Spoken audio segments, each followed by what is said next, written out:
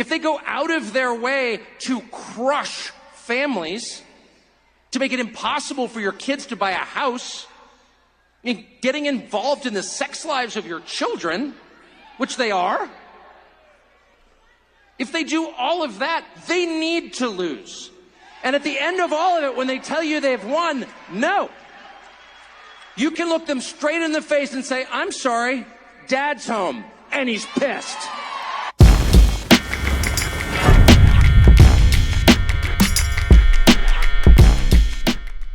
They want the fascism. When you think that you're bringing up points about fascism and how that will somehow change their mind, you're wrong. That's what they want.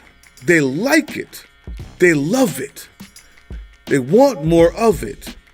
They have never said they didn't want the fascism. We've been projecting that onto them. We think that they're getting duped by an orange maniac. We are wrong. All of that crowd there were there to hear him say, when they tell you they've won, I give you permission to tell them no because they don't deserve it. Because we're better. Because we're Americans. And the longer we keep up this bullcrap about democracy and fairness and let everybody do what they want to do and this freedom stuff is the longer that we will be denied our birthright. God dog it, when will we get our fascism? This is not the first time in American history that this has happened. What you're about to see is when this was tried in America before, the same words, the same type of people, the same oligarchs, but they did not have the same news media, nor did they have the same judges and the system of acceptance that has been built since this time. Watch this video and realize where this is coming from.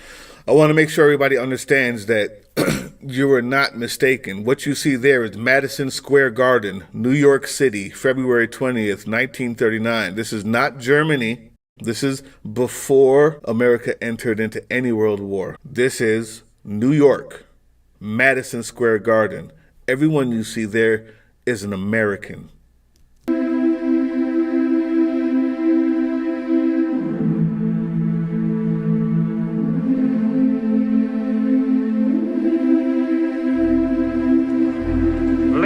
Gentlemen, fellow Americans, American patriots, I'm sure I do not come before you tonight as a complete stranger. You all have heard of me through the Jewish-controlled press as a creature with horns, a cloven hoof, and a long tail. We, with American ideals, demand that our government shall be returned to the American people who founded it.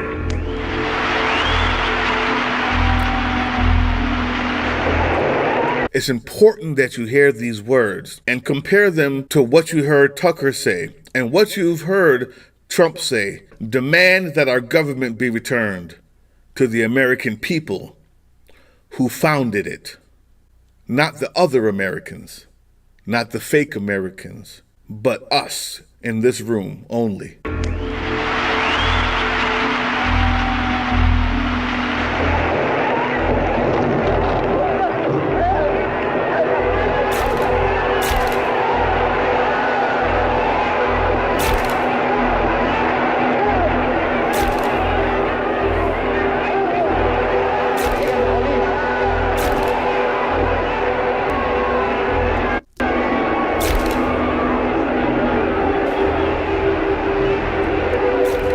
The level of excitement as they whisper to each other, when will we be able to beat up our Jew? When can I beat up my immigrant?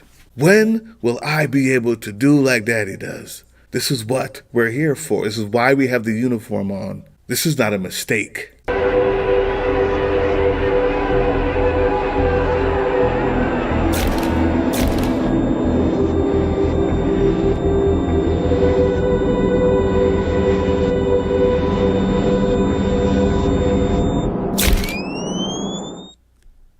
remember that it was not a mistake. It's not by chance, and it's happened before.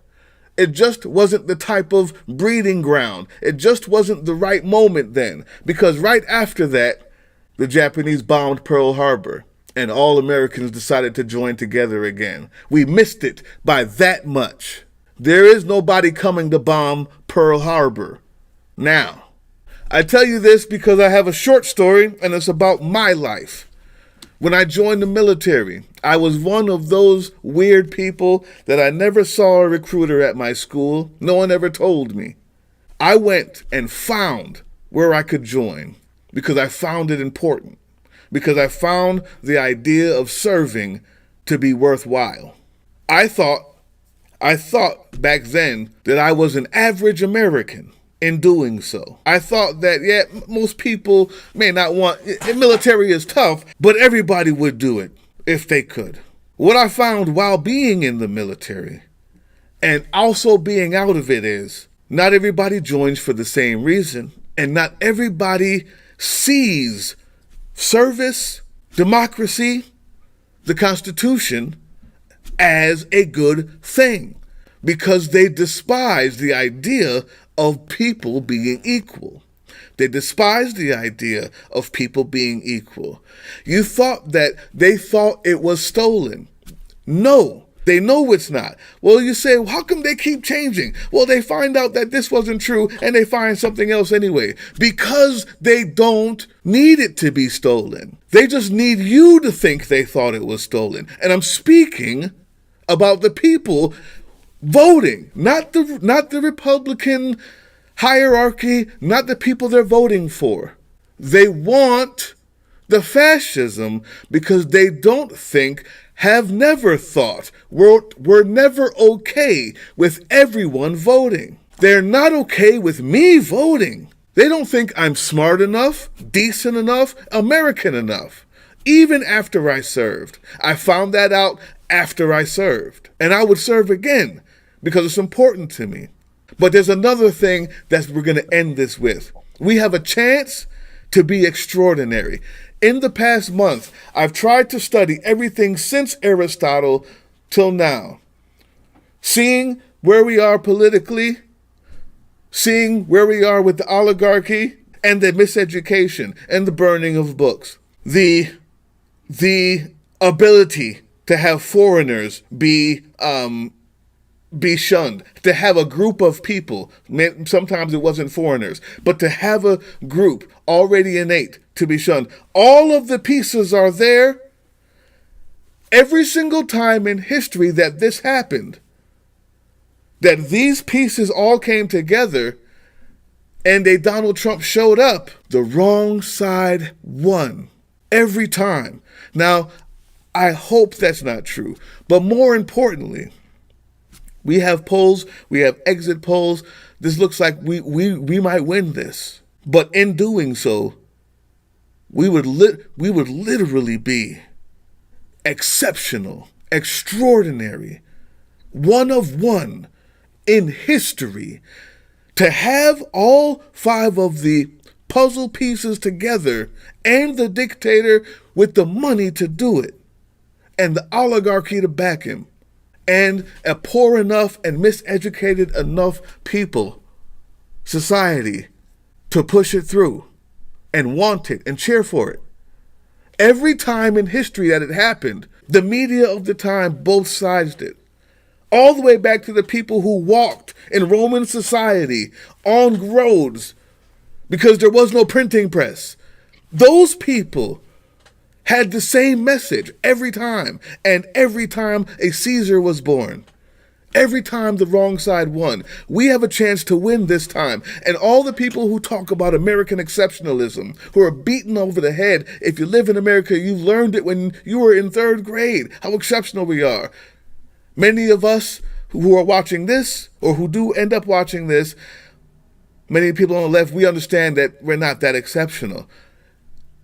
I have a, what's it called? Challenge.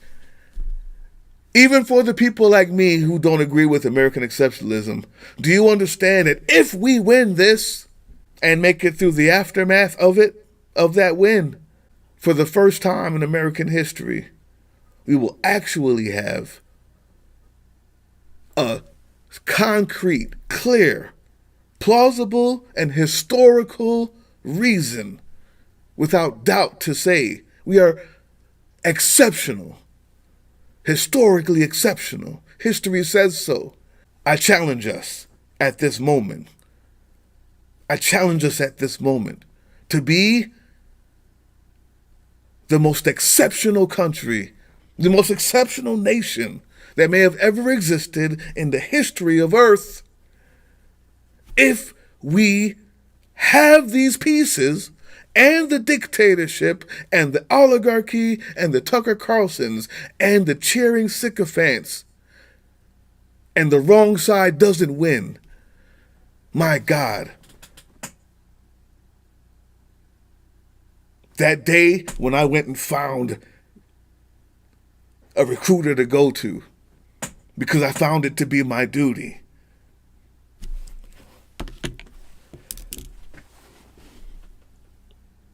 it will have all been worth it if we can prove to be exceptional this time. I will say it. I will never deny it.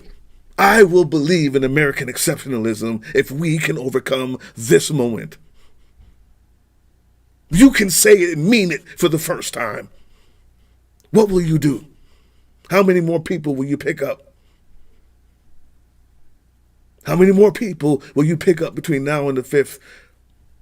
How many elderly people do you know may not be able to get there? How many bus passes are you willing to hand out? Will we be the most exceptional country in the history of Earth?